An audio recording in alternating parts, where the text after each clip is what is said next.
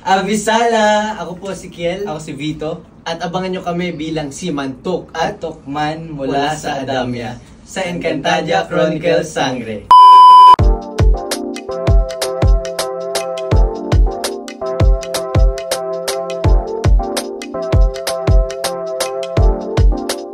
Pinaka nag-enjoy. Actually, every time we go to taping, we really enjoy. Kasi lagi namin pinapasaya yung mga bagay-bagay kahit na pagod na kami, ubos na yung energy namin.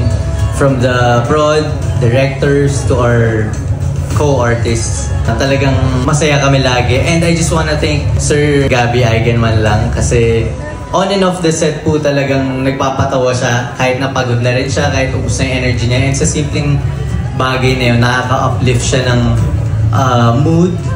Parang eventually lahat na rin kami na nagiging masaya, natatawa.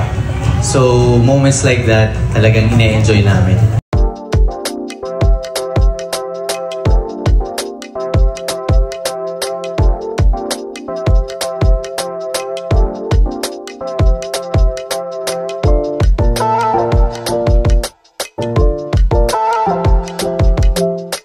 Una, gusto ko lang din ibigay yung praise and glory kay Lord kasi wala ako dito ngayon kung hindi dahil sa Kanya.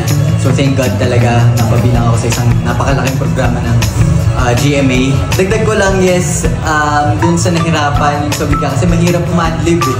Diba kami dito yung loko-loko, mga nagpapatawa, pero pag adlib ako parang iisipin ko, pwede ba yun? Bawal ba to? So sa masaya naman sa na-enjoy namin, pagka magkaka-eksena kaming lahat.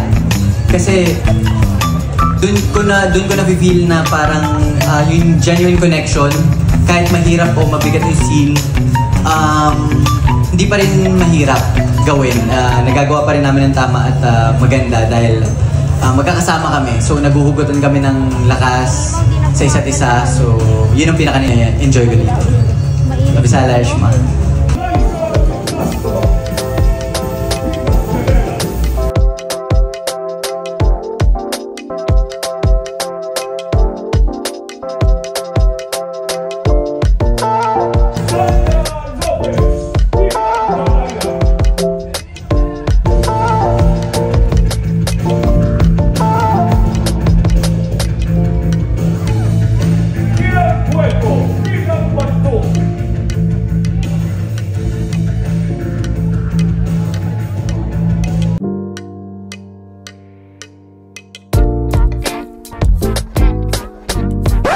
Ano ba yan?